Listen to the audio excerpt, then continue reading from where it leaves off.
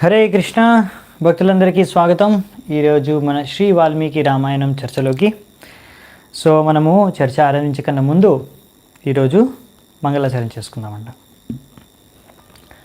ఓం అజ్ఞానతిమిరాంధస్య జ్ఞానాంజనాశలాకయ చక్షురన్మిళితం యేన తస్మై శ్రీగురవే నమః. శ్రీచైతన్యమనోభీష్టం స్థాపితం యేన భూతలే స్వయం రూపः కదా మह्यं దదాతి స్వపదాంతికం.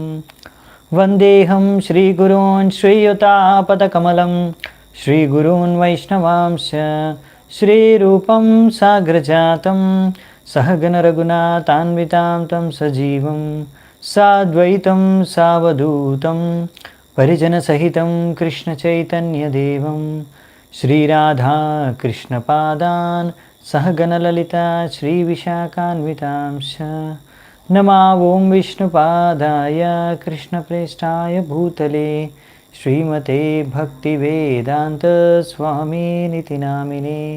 नमस्ते सारस्वते देवे गौरवाणी प्रचारिणे निर्विशेषः शून्यवादी पाश्चात्यदेशतारिणे. नमो महावदन्याय कृष्णप्रेमप्रदायते कृष्णाय कृष्णचैतन्य नामिने गौरत्विषे नमः. हे कृष्णा करुणा सिन्धु दीनबन्धु जगत्पते गोपेश गोपिका कान्त राधाकान्त नमोऽस्तुते. तप्तकाञ्चन गौराङ्गी राधे वृन्दावनेश्वरी वृषभानुसुते देवी प्रणमामि हरिप्रिये. नीलाचलनिवासाय नित्याय परमात्मने बलभद्रसुभद्राभ्यां जगन्नाथाय ते नमः. वाञ्छाकल्पतरुभ्यश्च कृपासिन्धुभ्य एव च पतितानां पावनेभ्यो वैष्णवेभ्यो नमो नमः. जय श्रीकृष्णचैतन्य प्रभु नित्यानन्द श्री अद्वैत गदाधर श्रीवासादि गौरभक्तवृंद. हरे कृष्णा कृष्ण कृष्णा हरे हरे हरे राम राम राम हरे हरे. హరే కృష్ణ. మనం ఇప్పటివరకు రామాయణంలో ఎక్కడి వరకు చర్చించుకున్నాము అంటే, ఇప్పుడు లాస్ట్ క్లాస్లో మనము రాముడు ఆవిర్భావ లీల చూసాము. తద్వారా ఆయన శిక్షణ పొందుతూ పెద్దగా కూడా అయ్యాడు. ఇప్పుడు ఆయన యవ్వన వయస్సుకి రాబోతున్నాడు. 16 ఏళ్ళ వయస్సు. ఆ సమయంలో అక్కడికి చేరుకున్నది ఎవరు అంటే విశ్వామిత్రముని అయోధ్యకు వచ్చారు. అప్పుడు దశరథ మహారాజు తన మంత్రులతో రామచంద్రుడికి ఇంకా మిగతా ఆయన తమ్ముళ్ళకి ఎవరితో సరైన జోడి వివాహం చేయడం ఏంటనే విషయాలు చర్చించుకుంటున్నప్పుడు విశ్వామిత్ర వచ్చి ఆయన కోరుతాడు, రాముడిని నాతో పంపించండి, నేను యజ్ఞం చేస్తుంటే అక్కడ కొంత రాక్షసులు వచ్చి నన్ను అక్కడ వేధిస్తున్నాయి, యజ్ఞాన్ని భంగం చేస్తున్నాయి. ఆ యజ్ఞం సరిగ్గా మానవ కళ్యాణం కోసం, ఆధ్యాత్మిక ఉన్నతి కోసం నేను చేసే యజ్ఞం సఫలం అవ్వాలి అంటే మీరు శ్రీరాముడిని నాతో పంపించాలి అని కోరగా, ముందు దశరథుడు తెలియక, అవును నేను మీరు ఏది మీరు అడిగితే మిమ్మల్ని సంతృప్తిపరచడానికి మీ సేవకు నేను సిద్ధంగా ఉన్నాను, మీరు ఏది అడిగితే నేను తీరుస్తాను మీ కోరిక అని చెప్పిన అతను ఈ మనవి విన్న తరువాత దశరథుడు అక్కడే మూర్ఛితుడై పడిపోతాడు. అవునా? తర్వాత ఇంకా మళ్ళీ లేచిన తర్వాత ఆయన చెప్తాడు, నాకు ప్రాణం కన్నా ఎక్కువ రాముడు, నేను అతన్ని ఒంటరిగా పంపించలేను, అతను పసివాడు, ఇంకా యుద్ధంలో ఏమాత్రం రాక్షసులతో యుద్ధం చేసే ఏమాత్రం అనుభవం లేదు, కనుక ఆ రాక్షసులతో కావాలంటే యుద్ధం చేయడానికి నేను వస్తాను, నాతో మొత్తం సైన్యం వస్తుంది, రాముడితో పాటు మీరు కావాలంటే నన్ను కూడా ఇంకా సైన్యాన్ని కూడా తీసుకెళ్ళండి, మేమందరం కలిసి రక్షిస్తాము, కానీ రాముడిని ఒంటరిగా నేను పంపించలేను అని చెప్తాడనమాట. తర్వాత మరి ఏం జరిగింది? తప్పకుండా విశ్వామిత్రుడు దీనికి కోపితుడవుతాడు. అదే ఈరోజు చూద్దాం. మరి అలా అయిన తర్వాత విశ్వామిత్రుడు మరి ఎలా శాంతపరిచి ఎలా మరి రాముడు వెళ్ళాడు మరి విశ్వామిత్రుడితో పాటు, తద్వారా దాని తర్వాత ఏం జరిగింది అనే విషయం ఈరోజు చర్చించుకుందామంట. ఈరోజు మనం 21వ అధ్యాయం నుంచి 25వ అధ్యాయం వరకు చర్చించుకోవడానికి ప్రయత్నిద్దాము. సో అలా దశరథుడి యొక్క నిరాకారం అంటే నేను పంపించను రాముణ్ణి అని వాక్యాలు విన్న ఇంకా ఈ విశ్వామిత్రుడికి ఎంతో కోపం వచ్చేసింది. ఎంతో కోపం వచ్చిన విశ్వామిత్రుడు ఇప్పుడు ఏమన్నాడంటే, పూర్వమర్థం ప్రతిశ్రుత్య ప్రతిజ్ఞాం హాతుమిచ్చసి, ముందు మాట ఇచ్చావు, ఇప్పుడు మాట తప్పుతున్నావు. రాఘవానాం అయుక్తోయం కులస్యాస్య విపర్యయ, నువ్వు రఘువంశానికి చెందినవాడివి, ఇలా మాట తప్పడం అనేది రఘువంశంలో లేదు, అయినా నువ్వు మాట తప్పుతున్నావు, ఇచ్చిన మాట తప్పుతున్నావు. మిథ్యా ప్రతిజ్ఞ కకుత్స్థా సుఖీ భవ సబాంధవ. సరే, నువ్వు ఇలాంటి మిథ్యా ప్రతిజ్ఞ అంటే నువ్వు ఇలా అబద్ధపు మాటలు మిథ్యా వాక్యాలు చేసావు నాతో, సరే నువ్వు సుఖంగా నీ బంధువులతో నివసించు నీ రాజమహల్లో అనేసి, ఇప్పుడు నేను తిరిగి వెళ్ళిపోతాను, వచ్చిన దారినే నేను వెళ్ళిపోతాను అనేసి ఇక్కడ విశ్వామిత్రుడు వ్యక్తం చేయగా ఎంతో కోపంతో, అంటే ఇక్కడ నువ్వు సుఖంగా ఉండు, నేను వెళ్ళిపోతాను, నీ యొక్క సహాయం నాకేం అవసరం లేదు అన్నట్టుగా ఇప్పుడు విశ్వామిత్రుడు వెళ్ళిపోతున్నాడు. కానీ ఆయన కోపంతో ఉన్నాడు ఇప్పుడు. అంటే ఇప్పుడు అక్కడ ఆయన ఆశీర్వాదం ఇవ్వట్లేదు ఆయనకి, దశరథుడికి. ఆయన కోపంతో ఆయన దశరథుడు అంటున్నాడు, అంటే చెప్పాలంటే ఒక సెటైర్గా అంటున్నారు అనమాట. సరే నువ్వు ఎలా సుఖంగా ఉండు మరి, ఇంక ఇలాగే నేను మాత్రం వెళ్ళిపోతాను వచ్చిన దారిలో అని. సో ఇది మొత్తం పృథివంతా కంపించిపోయిందంట ఆయన కోపానికి. విశ్వామిత్ర మునికి దేవతలు కూడా భయపడ్డారంట. ఎందుకంటే విశ్వామిత్ర ముని ఆయన ఎంతో పెద్ద తపస్వి, ఎంతో శక్తి ఉన్న తపస్వి. ఒకసారి ఆయన ఒక కొత్త గ్రహాన్ని సృష్టించేశాడు, స్వర్గానికి సమానంగా ఒక గ్రహాన్ని. సో ఆయన ఒక్కొక్కసారి అలా ఏవైనా పెద్ద పెద్ద పనులు చేసేయచ్చు, తద్వారా మొత్తం ముల్లోకాల్లోనే కొంచెం ఏదైనా ఒక రకమైన అలజడి ఉత్పాతం అనేది సృష్టి కూడా కావచ్చు అనమాట. అందుకనే దేవతలందరూ కూడా గుర్తుకు చేసుకుని విశ్వామిత్రుడు యొక్క తపోబలాన్ని వారు కొంచెం కంపించిపోయి భయపడిపోయారనమాట. అప్పుడు వెంటనే అలాంటి సమయంలో ఇలా విశ్వామిత్రుడు కోపంగా ఇప్పుడు వెళ్ళిపోబోతున్నాడు అసంతృప్తితో అనే విషయాన్ని అర్థం చేసుకొని, అది ఎంత తీవ్రమైన సమస్యో, అది ఎలాంటి ఉత్కంఠమైన పరిస్థితిని అర్థం చేసుకొని వెంటనే వశిష్ఠుల వారు దశరథ మహారాజుకి, ఎవరైతే ఆయన వశిష్ఠుల వారు చాలా తెలివైన వారు, ఇంకా విశ్వామిత్రుడి గురించి సంపూర్ణంగా తెలిసిన వ్యక్తి వశిష్ఠులు. సో ఆయన వెంటనే ఆ యొక్క మొత్తం విషయాన్ని అర్థం చేసుకొని ఇలా దశరథ మహారాజుతో అంటున్నారు, ఏమని, మీరు ఇక్ష్వాకు వంశంలో జన్మించారు, ఇక్ష్వాకు వంశంలో వచ్చిన వారు ఇచ్చిన మాట తప్పరు. ఇంకా ఇలా బ్రాహ్మణులు ఋషులు మునులకు వచ్చినప్పుడు వాళ్ళకు మాట ఇచ్చి తప్పడం అనేది అధర్మం క్షత్రియులకి. మీరు ఇలా అధర్మ పథాన్ని మీరు పాటించాలని కోరుకుంటున్నారు, ఇది మీకు ధర్మం కాదు రాజుగా. కనుక మీరు మీ యొక్క ధర్మాన్ని నిర్వర్తించాలి, ఒక క్షత్రియుడిగా, ఒక రాజుగా, ఒక రఘువంశం రఘుకులం యొక్క ప్రతిష్టను మీరు నిలబెట్టాలి. అంతేకాకుండా మీరు ఇలాంటి అధార్మిక కార్యం చేయడం వలన ఏమవుతుంది అంటే, మీరు ఎంతో పుణ్యాన్ని సమకూర్చుకున్నారే, ఎన్నో రకాల అశ్వమేధ యజ్ఞం, ఇంకా ఎన్నో రకాల యజ్ఞాలు చేసి, అంతేకాకుండా ఎన్నో సామాజిక కార్యక్రమాలు చేసి, అంటే మీరు ప్రజల కోసం ఎన్నో రకరకాల బావులు తవ్వడం, నీటి సదుపాయం చేయడం, ఇలాంటి ఎన్నో రకాల సామాజిక కార్యక్రమాలు చేసి ఎంత పుణ్యం సంపాదించుకున్నారో అంతా మట్టిలో కలిసిపోతుంది. కనుక మీరు ఇలా చేయడం సరికాదు అని ఆయనకు ధర్మానుసారంగా కూడా చెప్తారు.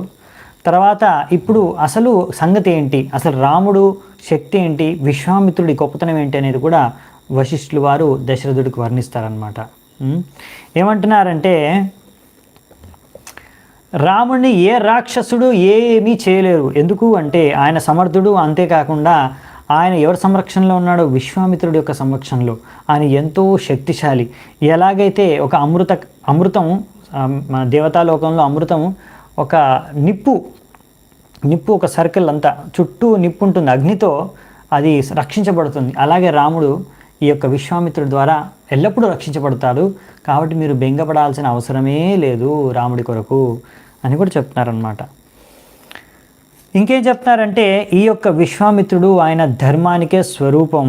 అంతేకాకుండా ఎంతో శక్తివంతుడు విశ్వామిత్రుడు. ఆయన ఎంతో తెలివి ఉంది ఆయనకి, అంతేకాకుండా ఎంతో తపోబలం, తపోశక్తి ఉంది. అలాగే కాకుండా ఆయనకు అన్ని రకాల శాస్త్ర అన్ని విద్యలు తెలుసు, అన్ని శస్త్రాలు, దివ్య శస్త్రాలు కూడా అతని దగ్గర ఉన్నాయి. మొత్తం ముల్లోకాల్లో ఎవ్వరి దగ్గర లేని అటువంటి దివ్యాస్త్రాలు విశ్వామిత్రుడి సొంతం. సో అందుకనే అతన్ని ఎవ్వరూ ఏ రాక్షసుడు అసురుడు కూడా ఏమీ చేయలేడు.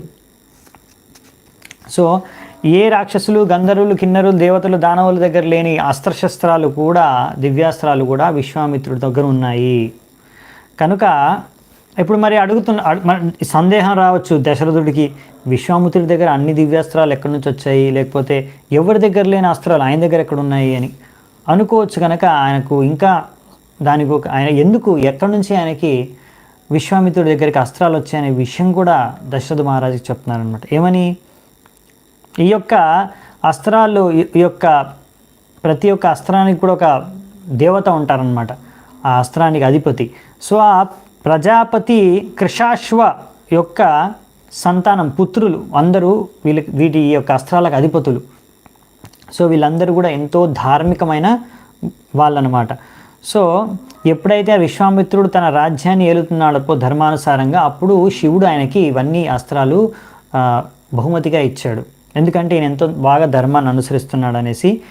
ఇలాంటి అస్త్రాలు ఓన్లీ ఎవరు అధర్మాన్ని పాటించే వారి దగ్గర పోవు, వారి దగ్గర వాళ్ళు దాన్ని ఉపయోగించలేరు. అందుకని అలాంటి అస్త్రాలు ఇక్కడ విశ్వామిత్రుడి దగ్గర ఉన్నాయి.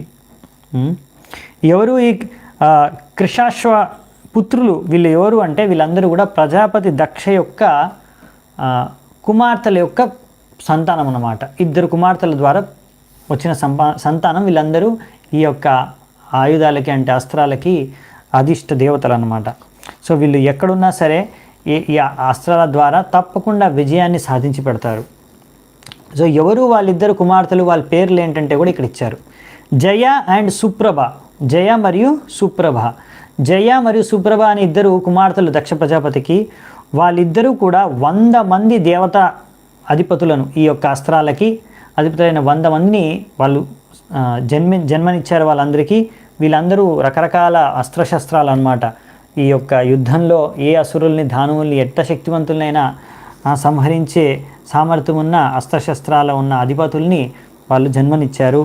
ఎవరు ఎంతమందిని ఇచ్చారంటే జయ 50 మందిని మరియు సుప్రభ కూడా 50 మందిని జన్మించారంటే. సుప్రభ యొక్క పుత్రుల పేర్లు సంహారాస్ అంట. సో వీరు ఎంతో శక్తివంతమైన అసురుల్ని కూడా చంపగలరు. సో అటువంటి శక్తివంతమైన అస్త్రశస్త్రాలు విశ్వామిత్రుడి సొంతం.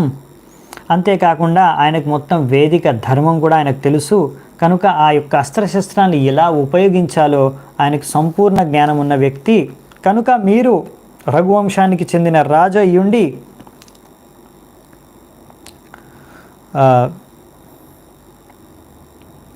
ఈ మాత్రం మీకు తెలిసే ఉండాలి ఆయన ఎంత గొప్ప ఋషి మునియో. విశ్వామిత్రుడు త్రికాలజ్ఞుడు. ఆయనకు భవిష్యత్తులో ఏం జరుగుతుందో కూడా తెలుసు అటువంటి వ్యక్తి. సో అతనితో మీరు రాముణ్ణి పంపించడానికి వెనకాడకూడదు. ఎంతో శక్తివంతుడైన విశ్వామిత్రుడి సంరక్షణలో తప్పకుండా రాముడికి మేలే జరుగుతుంది, ఆయనకి ఏమాత్రం హాని జరగదు.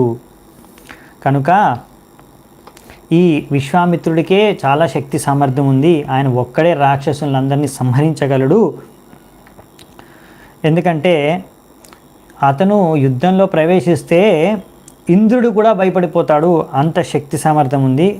కానీ రాముడికి మేలు చేయాలనే ఉద్దేశంతో, నీ కుమారుడికి మేలు చేయాలనే ఉద్దేశంతోనే ఇటువంటి కోరికను కోరారు మీతో. సో ఇది మీరు అదృష్టంగా భావించి తప్పకుండా ఈ విశ్వామిత్రుడితో మీరు రాముడిని పంపించాలని వశిష్ఠులు వారు సూచించారన్నమాట దశరథ మహారాజుకి. ఇలా వశిష్ఠులు వారు ఈ మాటల్ని విన్న తర్వాత ఇంకా దశరథ మహారాజుకి మళ్ళీ ఇప్పుడు తిరిగి వెళ్ళిపోయిన ప్రాణాలు మళ్ళీ తిరిగి వచ్చిన వ్యక్తిగా, జీవితం వచ్చేసిన వ్యక్తిగా ఇంకా ఆనందం సంతోషంతో కొంచెం ఆయనకి ఇప్పుడు జ్ఞానోదయం అయిందనమాట. తద్వారా ఆయన ముఖంలో కూడా కొంచెం వెలుగు కనిపిస్తుందన్నమాట, ఆశా వెలుగు. తద్వారా ఆయన తప్పకుండా నేను రాముణ్ణి ఈ యొక్క విశ్వామిత్రుడిని పంపించడానికి అంగీకరిస్తున్నాను అని అంగీకరించి అలా విశ్వామిత్రుడిని సంతృప్తిపరిచి శాంతపరిచి వశిష్ఠులు వారు దశరథు వారు ఇద్దరు కలిసి రాముడు ఇంకా లక్ష్మణుని ఇద్దరిని పిలుస్తారు. ఎందుకంటే ఇప్పుడు లక్ష్మణుడు ఎప్పుడు రాముడిని వదిలి ఒక క్షణం కూడా ఉండలేడు కనుక రామ లక్ష్మణుని ఇద్దరిని పిలుస్తారు, ఇద్దరిని విశ్వామిత్రుడితో పంపిస్తారన్నమాట. ఎంతో ఎలా పంపిస్తున్నారనే విషయాన్ని కూడా ఇక్కడ ఇచ్చారనమాట. వాళ్ళిద్దరిని పిలుస్తారు, తర్వాత వాళ్ళిద్దరికీ ఆశీర్వాదం ఇస్తారు, దశరథ మహారాజు, కౌశల్యాదేవి. సో కౌశల్య ఇంకా దశరథులు ఇద్దరూ రకరకాల అంటే మంచి మంగళమయ ఈ యొక్క మంత్రాల్ని చదువుతూ ఇంకా ఇద్దరు ఆశీర్వాద వచనాలు ఇచ్చి దశరథ మహారాజు ఇంకా కౌశల్యాదేవి ఇంకా వశిష్ఠుల వారు కూడా ఎన్నో వేదిక మంత్రాల్ని చదువుతారంట శుభం మంగళం ప్రసాదించడానికి. తద్వారా విశ్వామిత్రుడితో పాటు రామలక్ష్మణులు ఇద్దరు బయలుదేరతారు. అప్పుడు ఆ దేవతలు కూడా ఎంతో భయపడ్డ దేవతలు కూడా వాళ్ళు కూడా ఆనందంతో వారి యొక్క ఆనందాన్ని వ్యక్తం చేస్తారు, హర్షాన్ని వ్యక్తం చేస్తారనమాట. తద్వారా అలా బయలుదేరుతున్న సమయంలో అన్ని రకాల అస్త్రాలు వాణిజ్యాలు వాయిస్తున్నారు. పైనుంచి దేవతలు కూడా పుష్పవర్షం కురిపిస్తున్నారు. ఆ విధంగా అలా అందరూ వాయిద్యాలు వాయిస్తున్నట్టు పైనుంచి పుష్పవర్షం కురుస్తుంది దేవతల నుంచి. అలాంటి మంచి వాతావరణంలో విశ్వామిత్రుడితో పాటు విశ్వామిత్రుడు ముందు వెళ్తున్నాడు, ఆయన వెనకాల రాముడు, ఆయన వెనకాల లక్ష్మణుడు, ఇలా ముగ్గురు వెళ్తున్నారు. సో మీరు ఊహించుకోవచ్చు. సో ఇప్పుడు విశ్వామిత్రుడు అలా ముందుకు తీసుకెళ్తున్నారు ఇద్దరిని. సో ఇప్పుడు వీళ్ళు రాముడు లక్ష్మణుడు ఇద్దరు కూడా ధనుష్షు ఇంకా బాణాలు, వాళ్ళ యొక్క బాణాలు ఇక్కడ కువర్ అంటారు దాన్ని, సో బాణాలు కూడా పెట్టుకొని వెళ్తున్నారనమాట పట్టుకొని చేతిలో. సో అలా వెళ్తున్నప్పుడు ఎంతో ఆకర్షణీయంగా దృశ్యం కనిపిస్తుందంట. సో ఆ విధంగా ఒక యోజన ఇంకా సగం 1.5 యోజన 1.5 యోజన వరకు అలా వాళ్ళు నడుచుకుంటూ ప్రయాణిస్తూ వెళ్ళారు. దాని తర్వాత విశ్వామిత్రుడు ఆలోచించాడు, ఇలా రాముడికి ఇప్పుడు ఆకలి అవ్వచ్చు వీళ్ళిద్దరికీ, మరి ఇంతసేపు నడిచారు కనుక. సో ఇప్పుడు ఏం చేస్తారంటే వెంటనే ఆయన విశ్వామిత్రుడు అన్నాడు, ఓ రామా, నువ్వు ఆచమన చేసుకో నీరుతో ఇక్కడ, అంతే వెంటనే నేను మీకు ఇప్పుడు ఒక మంత్రాలని ప్రసాదిస్తాను. ఆ మంత్రాల పేరు ఏంటంటే బల, అతి బల. ఈ మంత్రాలను మీరు స్వీకరించండి, వీటిని నేర్చుకోండి. తద్వారా మీరు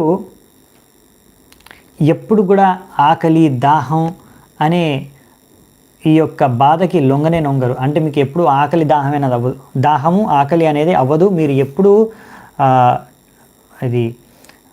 అంటే అలసిపోరు, మీరు ఎప్పుడు శక్తివంతులుగా ఉంటారు.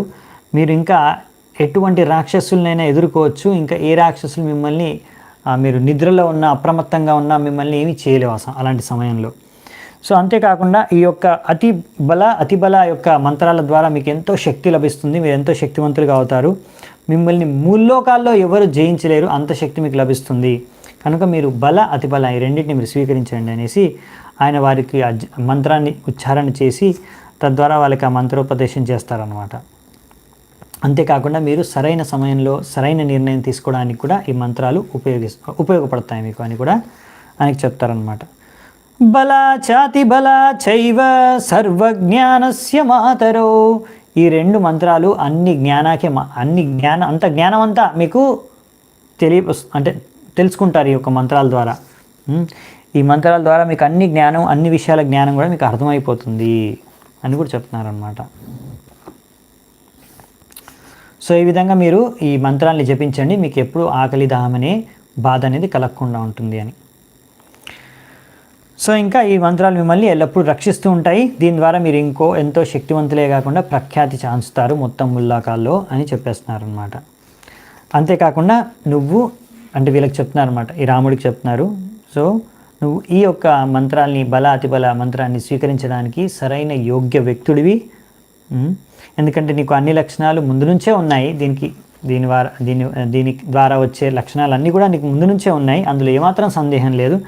ఇది తీసుకోవడం ద్వారా నీకు ఇంకా ఈ జ్ఞానం ఇంకా ఈ యొక్క ఉపయోగం ఎంతోమందికి ఉపయోగపడుతుంది. మొత్తం విశ్వవ్యాప్తంగా దీని యొక్క లాభం అనేది కలుగుతుంది నీకు ఇవ్వడం వల్ల. అందుకే నేను ఈ మంత్రాలు ఇస్తున్నాను అనేసి విశ్వామిత్రుడు చెప్తున్నాడు అనమాట. సో తద్వారా రాముడు ఆచమన చేసుకొని తర్వాత ఈ యొక్క 2 మంత్రాలని కూడా బల అతి బల అనే మంత్రాలని స్వీకరించారనమాట.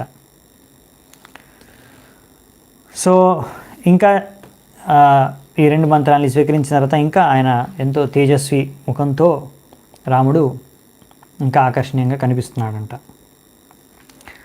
సో ఇంకా రాత్రికి అక్కడే సరయు నది ఒడ్డున వీళ్ళు నడుచుకుంటూ వెళ్తున్నారు. ఆ సరయు నది ఒడ్డునే వారు ఒక దగ్గర విశ్రాంతి తీసుకున్నారన్నమాట రాత్రిపూట. సో ఈ విధంగా వారు ఇంక అక్కడే గడ్డి పరుపు మీద నేల మీద అక్కడ పడుకున్నారనమాట. అలా ఉన్నప్పుడు కూడా ఈ విశ్వామిత్రుడితో పాటు ఎంతో మంచి మాటలు మాట్లాడుకుంటూ విశ్వామిత్రుడు ఎన్నో విషయాలు వాళ్ళకి చెప్తున్నారు. విశ్వామిత్రుడి దగ్గర నుంచి రాముడు లక్ష్మణులు ఇద్దరు వాళ్ళు అలా ఎన్నో విషయాలు ఎన్నో కథలు వింటూ వాళ్ళు రాత్రి పడుకున్నారని చెప్పారు ఇక్కడ. ఇంకా దాని తర్వాత ఇప్పుడు సరయు నది ఒడ్డున వాళ్ళు పడుకొని లేశారు. అంటే రాత్రి అయిపోయింది, ఇంకా పొద్దున అవుతుంది. అంటే మబ్బులో ఇప్పుడు సూర్యోదయం అవ్వబోతుంది అనమాట. సూర్యోదయం అవ్వబోతుంది. అప్పుడు విశ్వామిత్రుడు చూశారు ఇంకా రాముడు లక్ష్మణుడు పడుకోనున్నారు, నిద్రపోతున్నారు. ఇప్పుడు వారిని లేపడానికి మీ అందరికీ తెలిసిన ఎంతో ప్రఖ్యాతిగాంచిన శ్లోకం కౌసల్య సుప్రజ రామ పూర్వ సంధ్యా ప్రవర్తతే ఉత్తిష్ట నరశార్దూల కర్తవ్యం దైవమాహ్నికం. ఈ శ్లోకాన్ని మొట్టమొదటిసారి ఈ విశ్వామిత్రముని ఈ సమయంలోనే రాముడిని నిద్ర నుంచి లేపడానికి ఆయన ఈ మంత్రాన్ని అంటే ఈ విధంగా చదువుతాడనమాట, పాడతాడనమాట ఈ మంత్రాన్ని. సో ఇది మనకు తెలుసు సుప్రభాతం, వెంకటేశ్వర సుప్రభాతం. మీరు తిరుపతి టెంపుల్లో వెంకటేశ్వర స్వామి పొద్దున్నే ఆయన్ని నిద్రలేపడానికి కూడా ఈ సుప్రభాతం, అవునా, సుప్రభాతం పాడతారు. అందులో ఇది మొదటి శ్లోకం. దీని తర్వాత యాక్చువల్లీ ఇది ఇక్కడి నుంచి తీసుకున్నారు, శ్రీ వాల్మీకి రామాయణం నుంచి. ఇక్కడి నుంచి ఈ శ్లోకాన్ని తీసుకొని ఇంకా శ్రీ వైష్ణవ ఆచార్యులు ఒకరు మిగతా అన్ని శ్లోకాలను కూడా కంపోజ్ చేశారనమాట. అదే సుప్రభాతం. ఇప్పుడు మనకి ఎలాగైతే పొద్దున మనకి ఇస్కాన్ టెంపుల్లో మంగళారతి సంసారధామ నల్లలీదలో చేసుకుంటామో అలా వాళ్ళ ఆచార్యులు శ్రీ వైష్ణవ ఆచార్యులు ఈ శ్లోకం నుంచి తీసుకొని ఇదే ట్యూన్లో వాళ్ళు ఇంకా అన్ని మిగతా శ్లోకాలు కంపైల్ చేశారనమాట. సో ఈ ఫేమస్ శ్లోక ఇక్కడే ఉంటుందన్నమాట రామాయణంలో. ఈ సందర్భంలోనే చెప్తారన్నమాట. దీని యొక్క అర్థం ఏంటో మనం చూద్దామంట. కౌసల్య సుప్రజ రామ పూర్వ. ఇప్పుడు ఏంటంటే కౌసల్య అంటే కౌసల్యాదేవి, రాముడి యొక్క తల్లి పేరు. కౌసల్య సుప్రజ అంటే ఆయన సుప్రజ అంటే ఎంతో మంచి పుత్రుడు. ఆయన పేరు ఏంటి? రామ.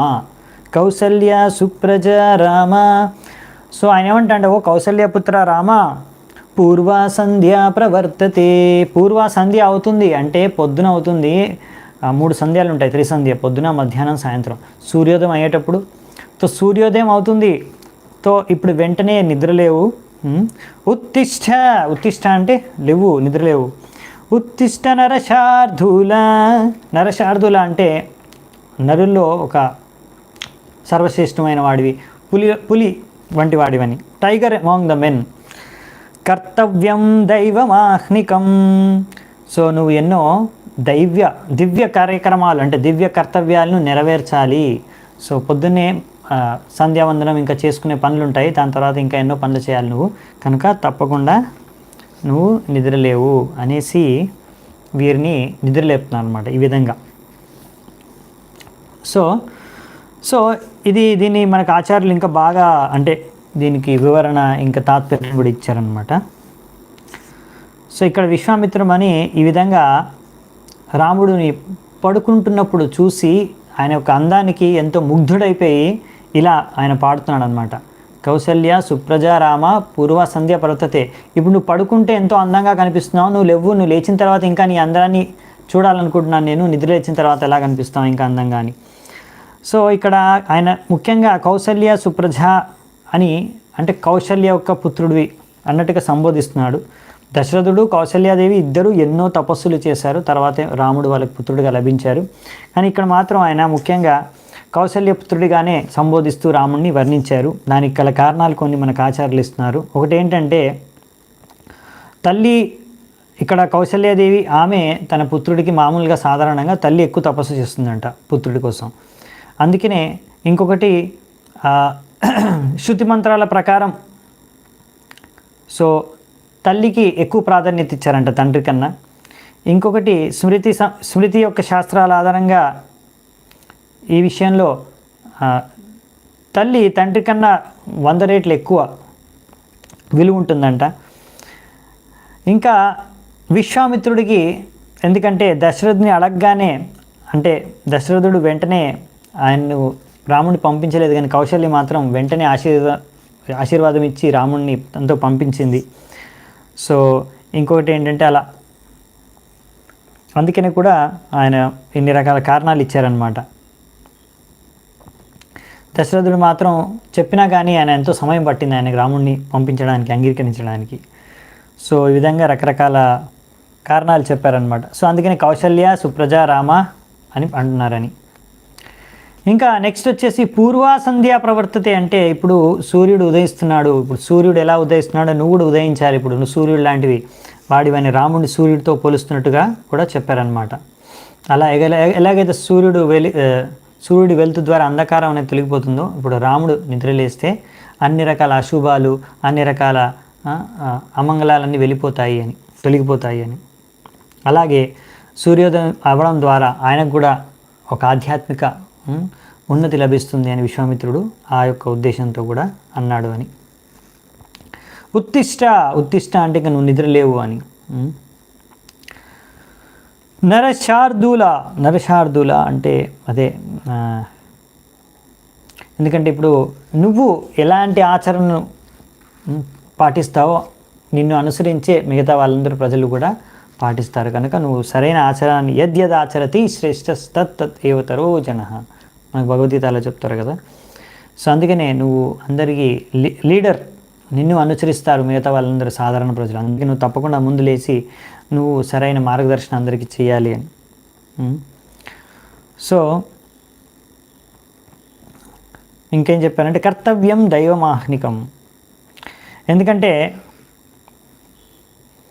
భగవంతుడు చెప్పిన ఇంకా రకరకాల కార్యాలని పొద్దున్నుంచి ఏవైతే నిర్వర్తించాలో అవన్నీ నిర్వర్తించాలి. విశ్వామిత్రుడు తన గురించి చెప్తున్నాడు, నేను అన్నీ నిర్వర్తించాలి కనుక నీ యొక్క ఆనందం కోసం సో తప్పకుండా నువ్వు లేచి అనేసి ఇలా ఆయన ఈ యొక్క శ్లోకాన్ని చదివారనమాట విశ్వామిత్రముని.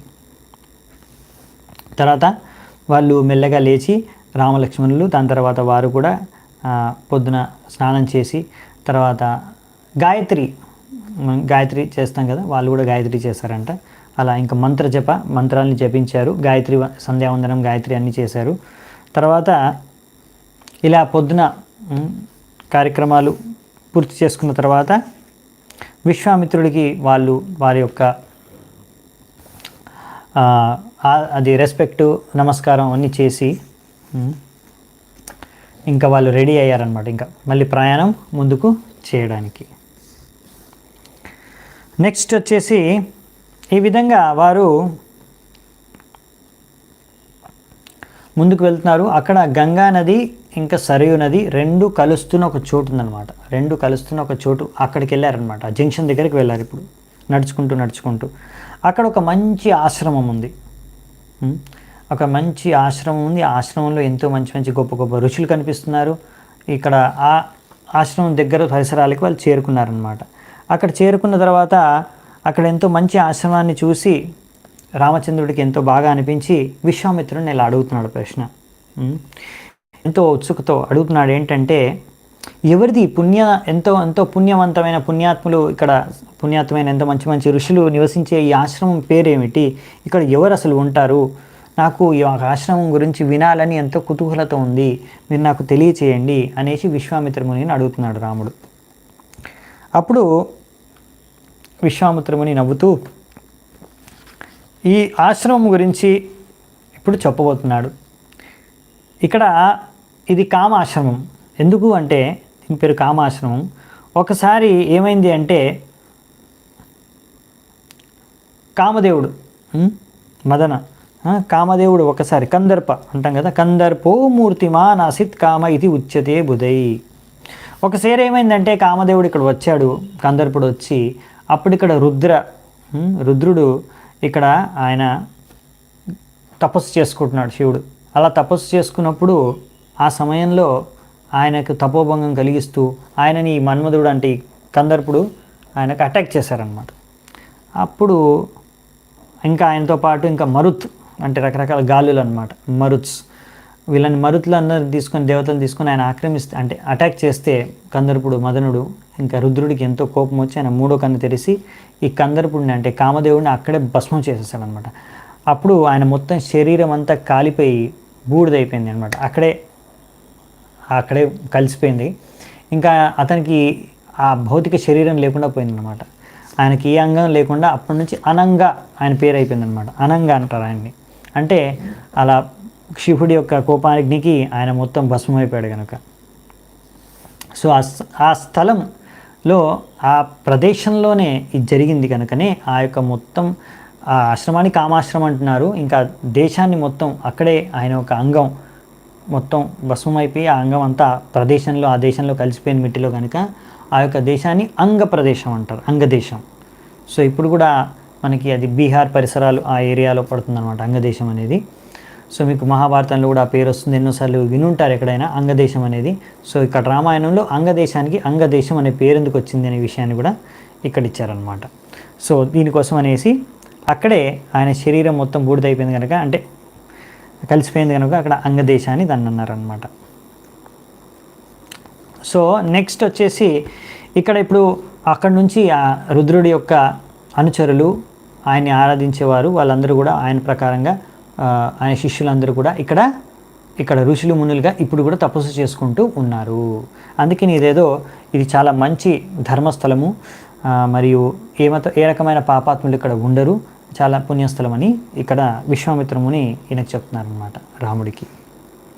సో మనం ఈరోజు ఈ మంచి పుణ్యస్థలమైన కామాశ్రమంలో ఇక్కడే మనము నివసించి రాత్రి ఇక్కడే మనం విశ్రామం తీసుకొని తర్వాత పొద్దున మళ్ళీ బయలుదేరదామంట అనేసి చెప్పి ఇంకా అక్కడే విశ్రామం చేసుకొని రేపు పొద్దున గంగా నది, ఇప్పుడు వాళ్ళు అక్కడ రెండిటికి ఇప్పుడు సరాయు నది దగ్గర నుంచి వచ్చారు, ఇప్పుడు గంగా కలుస్తుంది అక్కడ, ఈ గంగను దాటి అటువైపు మనం వెళ్ళాలి రేపు కనుక రేపు మనం ప్రయాణం చేద్దాం గంగను దాటడం, గంగా నదిని ఇప్పుడు ఇక్కడే విశ్రామం తీసుకుందామని చెప్పారంట. అలా వాళ్ళు ఆలోచించుకొని ఇంకా అక్కడే ఉందామని నిర్ణయించుకున్న తర్వాత ఇంకా వెంటనే అక్కడున్న ఋషులు మునులు వాళ్ళందరూ తపోబలం ఉంది, వాళ్ళకి తపోశక్తి ఉంది, ఎంతో పెద్ద పెద్ద తపస్విలు, వాళ్ళందరికీ అర్థమైపోయింది. ఎన్నో రోజుల నుంచి మనం ఎదురు కోరుకుంటున్న శ్రీరాముడు, భగవంతుడు శ్రీరాముడు రూపంలో ఇక్కడ విశ్వామిత్రుడితో పాటు వచ్చారు, దయచేశారు మన ఆశ్రమానికి. ఈరోజు ఇక్కడే నివసించబోతున్నారు రాత్రిపూట, మళ్ళీ పొద్దునే వెళ్తారు. మనకు ముఖ్యమైన కార్యం జరగబోతుంది, మనందరికీ ఎంతో ఆనందాన్ని ఇచ్చే కార్యం చేయబోతున్నాడు రాముడు. సో మనకి ఇది ఎంతో సౌభాగ్యకరమైన విషయం మనందరికీ. మనం వెంటనే వెళ్ళి వాళ్ళని ఆహ్వానించి వాళ్ళని అతిథులుగా మనం ఈరోజు అలాగే అతిథి సత్కారం చేద్దామని ఉద్దేశంతో వాళ్ళందరూ కూడా వెళ్ళి వారిని ఆహ్వానించి వాళ్ళకి అర్ఘ్య పాద్య అంటే నీటితో వాళ్ళ యొక్క పాదాలని కడిగి, ముఖ్యంగా విశ్వామిత్రుడిది, తర్వాత రామచంద్రుడు లక్ష్మణుడి, అంటే రామచంద్ర లక్ష్మణుడు ఇక్కడ ఇవ్వలేదు కానీ వాళ్ళని కూడా అతిథిగా సత్కరించారని ఇచ్చారు. దాని తర్వాత నీటిని ఆఫర్ చేశారు వాళ్ళకి అర్ఘ్య, చేతులు కడుక్కోవడానికి, కాళ్ళు కడుక్కోవడానికి, తర్వాత కాళ్ళు కడుక్కోవడానికి పాద్య అంటారు. సో దాని తర్వాత అర్ఘ్య కూడా ఇచ్చారు. దాని తర్వాత తగిన ఫలాలు ఇంకా మిగతా తినే పదార్థాలు కూడా వాళ్ళకి ఆహారం కూడా ఇచ్చారనమాట అతిథికి, విశ్వామిత్రుడికి, రాముడికి, లక్ష్మణుడికి. అర్ఘ్య అంటే అది మనం వర్షిప్ చేస్తాం, ఆరాధన చేయడానికి, పాద్య ఏమో పాదాలని కడుక్కోవడానికి వాటర్. సో దాని తర్వాత ఇలా ఎంతో బాగా వాళ్ళకి అతిథి సత్కారం చేసి మంచి వాక్యాలు, మధుర వచనాలు చేసి వారితో ఇంకా కాసేపు మాట్లాడి, దాని తర్వాత ఇంకా సూర్యాస్తమయం అయిపోయిన తర్వాత వాళ్ళు గాయత్రి మంత్రం జపించుకొని తర్వాత మళ్ళీ వాళ్ళందరూ కూడా ఆశ్రమాల్లో విశ్రాంతి తీసుకోవడానికి వెళ్ళిపోయారనమాట. సో ఆశ్రమంలో అక్కడే విశ్రామం తీసుకున్నారు. దాని తర్వాత ఇంకా మళ్ళీ ఆ ఆశ్రమంలో విశ్రామం తీసుకున్న సమయంలో కూడా విశ్వామిత్రుడు ఆ యొక్క కామాశ్రమం గురించి గొప్పతనాన్ని ఇంకా గుణగానం కూడా వాళ్ళకి వినిపించారనమాట. అలా ఆశ్రమ గుణగానం వింటూ వాళ్ళు నిద్రపోయారనమాట. ఇంకా నెక్స్ట్ మళ్ళీ తర్వాత పొద్దున్న లేచిన తర్వాత ఏం జరుగుతుందో చూద్దాం అన్నమాట. నెక్స్ట్ చాప్టర్ 24కి వచ్చేసాం మనం. సో మళ్ళీ పొద్దున సూర్యోదయం అయింది, ప్రొద్దున్నే. సో లేచారు రామలక్ష్మణులు, విశ్వామిత్రముని. ఇంకా వెళ్ళి అక్కడ నుంచి ఇప్పుడు గంగా నది దాటి వెళ్ళాలి. సో దానికోసం అనేసి అక్కడ ఉన్న ఋషులు మునులందరూ కూడా ఒక ఎంతో మంచి పడవని తీసుకొచ్చేసారు గంగా నది దాటడానికి. సో విశ్వామిత్రముని, రామలక్ష్మణులు ఇద్దరు గంగా నది దాటడానికి పడవలో కూర్చున్నారు. పడవ ముందుకు వెళ్తుంది. మధ్యలోకి వెళ్ళిన తర్వాత రాముడు కొన్ని ప్రశ్నలు అడగడం స్టార్ట్ చేస్తారు. ఎందుకు అంటే ఒక పెద్ద శబ్దం వినిపిస్తుంది అన్నమాట. అలా మధ్యలోకి వెళ్ళిన తర్వాత పెద్ద శబ్దం వినిపిస్తుంది, నీటి శబ్దం. రాముడు అడుగుతాడు అనమాట, ఈ శబ్దం ఏంటి, ఎక్కడి నుంచి వస్తుంది, ఎవరు చేస్తున్నారు ఈ శబ్దాన్ని అని. ఇది రెండు ఇక్కడ గంగా సరియు నది కలుస్తున్నాయి, దానివల్లనే వస్తుందా శబ్దం, ఇంకా వేరే ఏమైనా శబ్దమా, ఎవరేం చేస్తున్నారా అనేసి అడుగుతారు. ఇప్పుడు విశ్వామిత్రముని ఆన్సర్ ఇవ్వడానికి ముందు దానికి చిన్న కథ చెప్పి దానికి సమాధానం ఇస్తారనమాట రాముడి యొక్క ప్రశ్నకి. ఏంటి అంటే, రాముడిని అంటున్నారనమాట, కైలాస పర్వతం ఎక్కడైతే ఉందో కుబేరుడి యొక్క నివాసించే స్థలం దగ్గర కైలాస పర్వతం ఉంటుంది. ఇవన్నీ విషయాలు కూడా మనకి మళ్ళీ శ్రీమద్ భాగవతంలో 5వ స్కందంలో వస్తాయన్నమాట. కుబేరుడి స్థానం ఎక్కడ, ఆయన నివాసం ఎక్కడ, కైలాసం ఎక్కడ ఉంటుంది, అన్ని స్థానాలు ఉన్నాయి, అప్పుడు చూద్దామంట. సో అక్కడ బ్రహ్మదేవుడు తన మనస్సుతో మనోబలంతో ఒక సరస్సుని సృష్టించాడు. ఆ యొక్క సరస్సు పేరే మానస సరోవర్, అలా మానస సరస్సు. ఇక్కడ ఏమిచ్చారంటే మానసం సరహ, మానసం సర, మానస సరస్సు అంటే లేక్, నీటి కొల్లం టైపు మనస్సు ద్వారా సృష్టించాడు బ్రహ్మదేవుడు.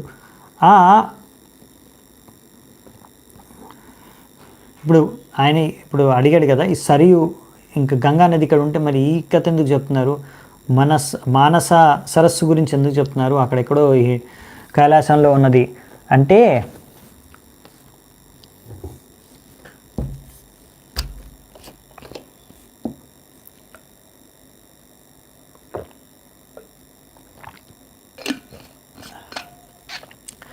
ఈ బ్రహ్మదేవుడు సృష్టించిన మానస సరస్సు నుంచి, అక్కడి నుంచి జలాలు, ఆ జలమే ఇక్కడ ఆ సరస్సు నుంచి వచ్చింది కనుక సరాయు అని పేరు పడింది దీనికి. ఆ సరాయు నది ఇక్కడ నీకు అయోధ్య చుట్టూ నీకు పరిక్రమ చేస్తున్నట్టుగా మొత్తం అయోధ్య చుట్టూ నీకు అన్ని వైపులా, నీకు రెండు వైపులా కనిపించే నది సరయు నది, అది అక్కడి నుంచి వచ్చింది. అందుకే ఇది ఎంతో పవిత్రమైన నది. అది ఇంకా పైన నుంచి వస్తుంది కనుక ఇక్కడికి కిందికి అది ఎంతో వేగంతో వస్తుంది. అలా వేగంతో వచ్చి ఇక్కడ గంగా నదితో గట్టిగా తలపడుతుంది కనుక పెద్ద శబ్దం జరుగుతుంది అప్పుడు, అంతే, వేరే ఏం లేదు. అందుకనే ఇవి రెండు పవిత్ర నదులు. అందుకే ఈ రెండు పవిత్ర నదులకి మనం ఇప్పుడు మన యొక్క ప్రణామాలు అర్పించుకుందామని వాళ్ళిద్దరికి కూడా ప్రణామాలు అర్పించుకోమని చెప్తారనమాట. తద్వారా ఈ సరయు నది యొక్క విశేషతను, దాని యొక్క చరిత్రను కూడా ఇక్కడ వర్ణించారనమాట. సో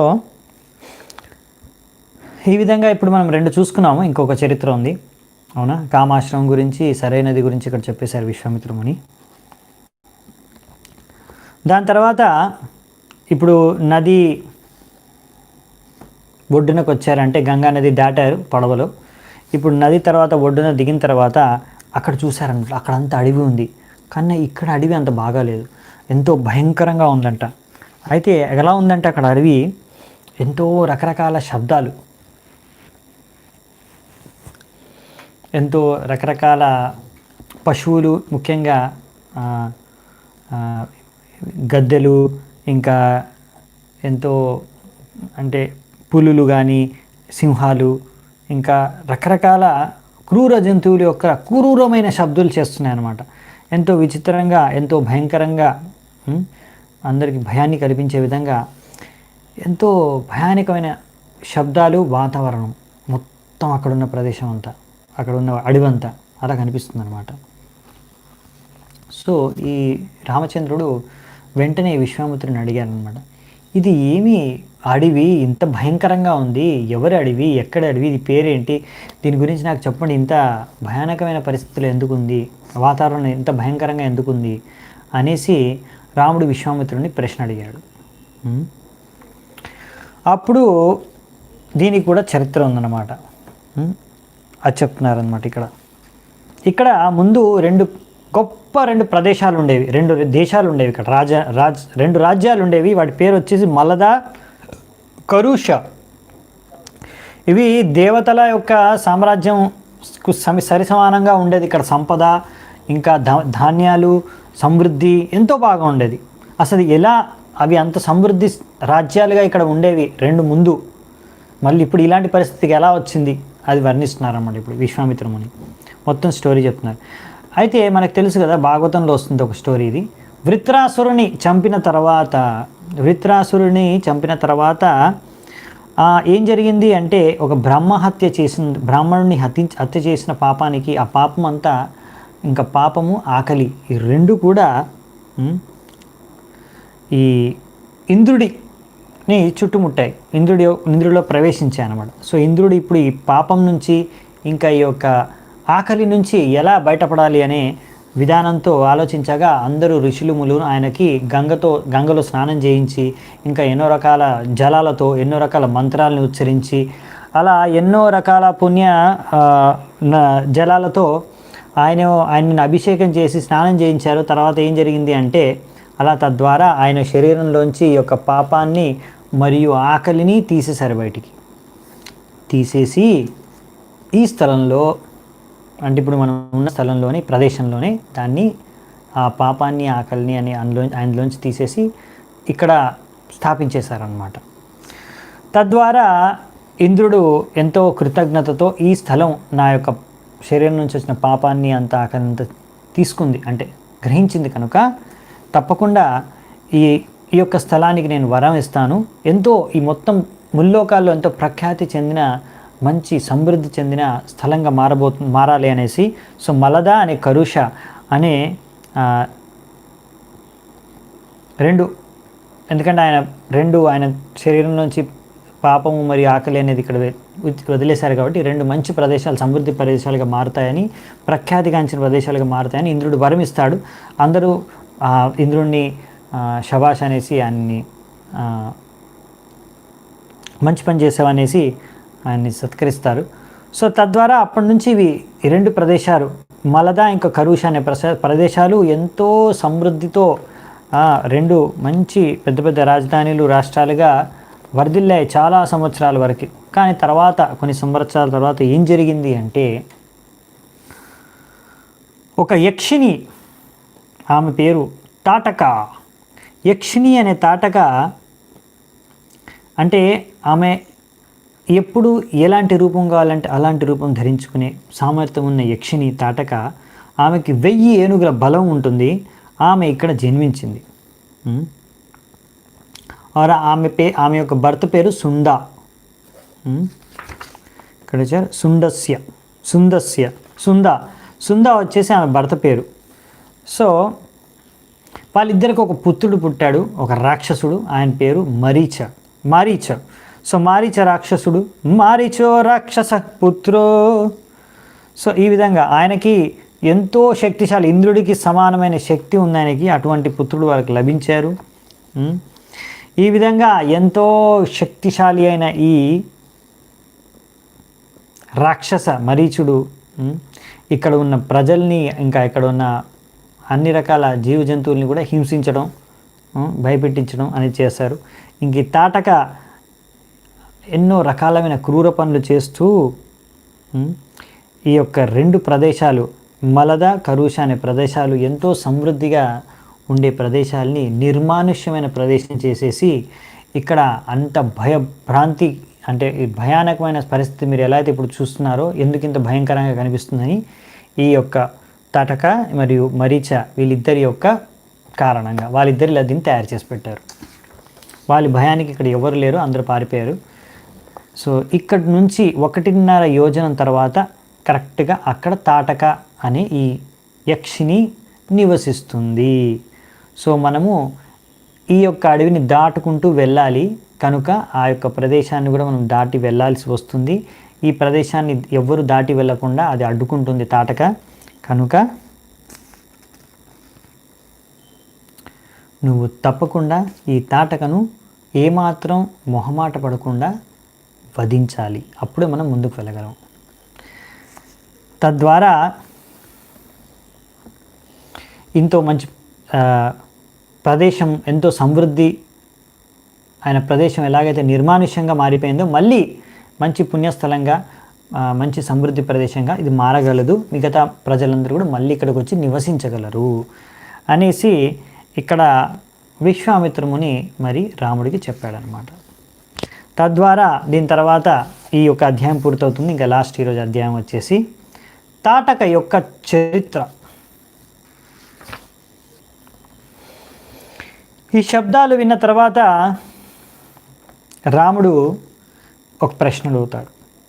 అల్పవీర్య యదా యక్ష శ్రూయంతే ముని పుంగవ కథం నాగా సహస్రస్య ధార్యతి అబల బలం.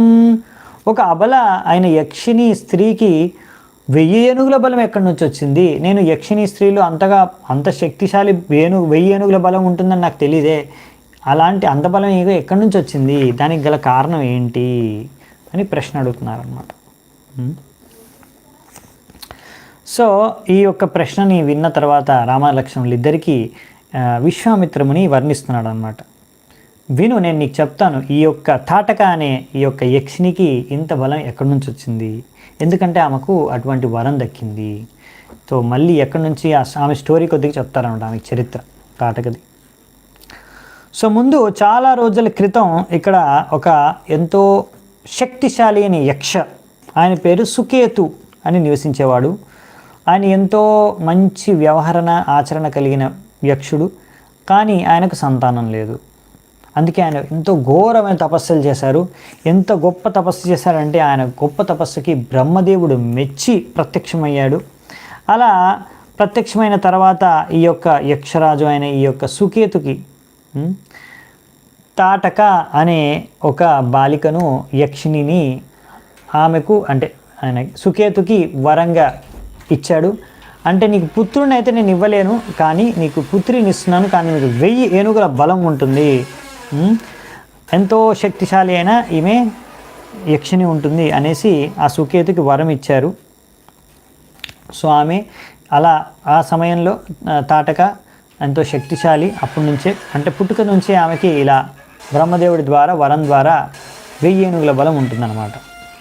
సో ఆమె ఎంతో సౌందర్యవంతంగా యవ్వన వయసుకు ఎదిగింది. తర్వాత ఆమెను సుంద అని ఒక వ్యక్తికి యక్షకి ఇచ్చి, ఆయన జాంబా అనే ఆయన కుమారుడు సుంద, ఆయనకి భార్య అయింది తాటక.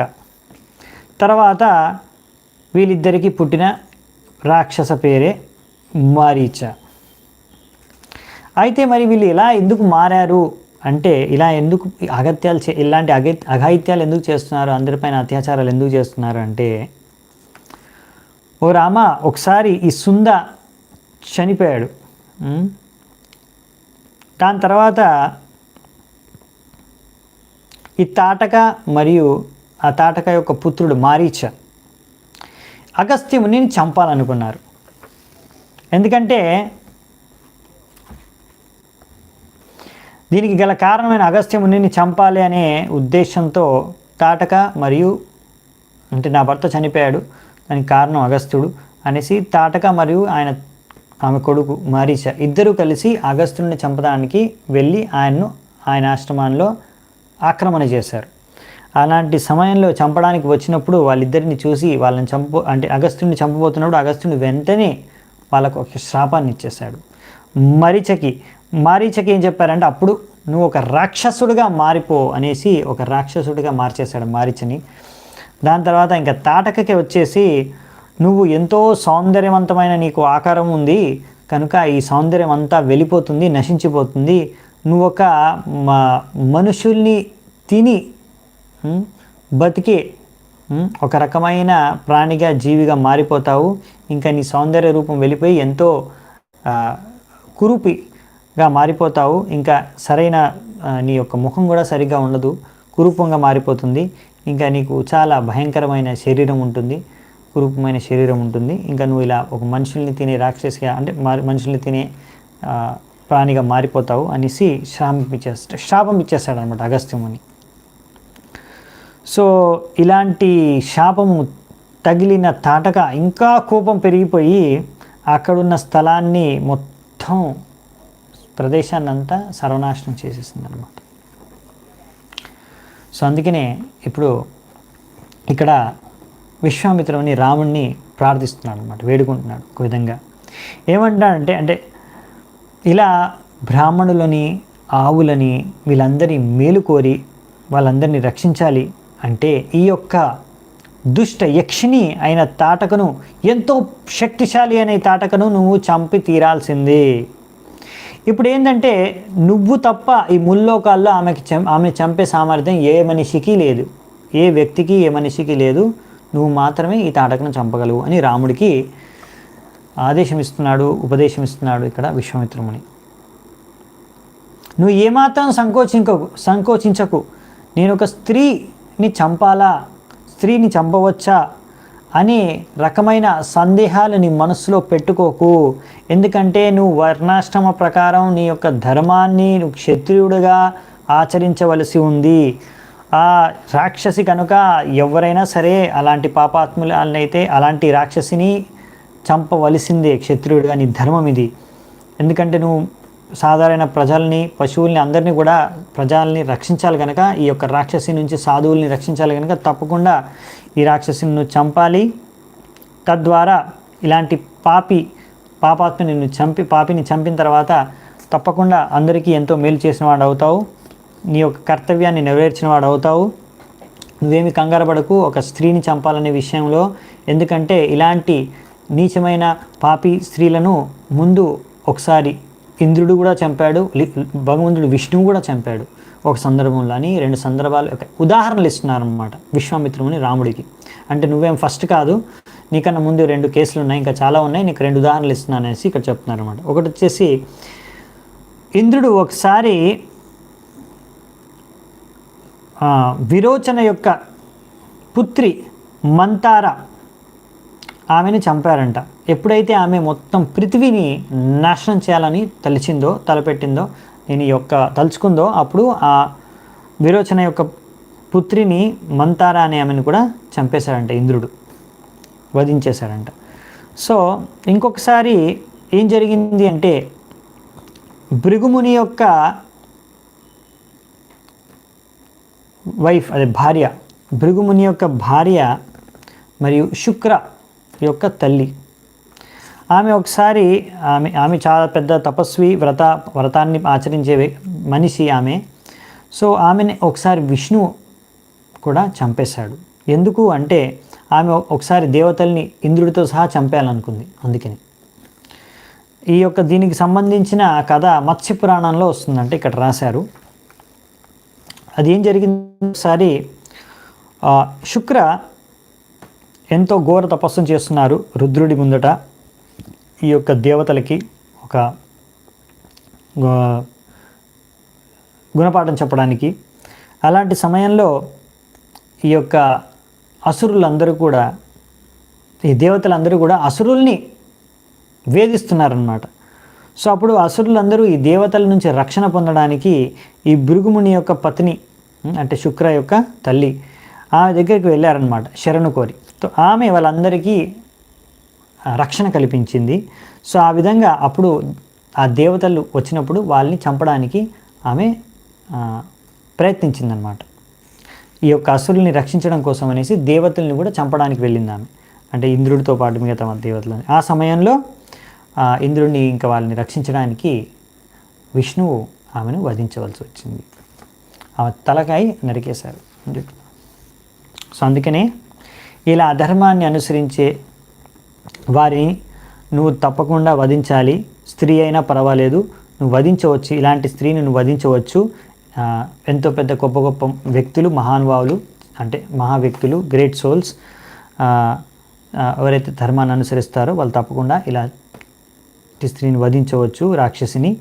కనుక నువ్వు ఎటువంటి ఆలోచన సంకోచించకుండా, ఏమాత్రం సందేహం లేకుండా నీ మనస్సులో నా యొక్క ఆజ్ఞని పాటిస్తూ నువ్వు వెంటనే ఈ యొక్క తాటక అనే ఈ రాక్షసి స్త్రీని నువ్వు వధించాలి అనేసి ఇక్కడ చెప్పేస్తున్నారు అన్నమాట. ఎందుకంటే ఇప్పుడు మనం నెక్స్ట్ అక్కడికే వెళ్ళబోతున్నాము, ఎదుర్కోవాల్సి వస్తుంది తాటకని.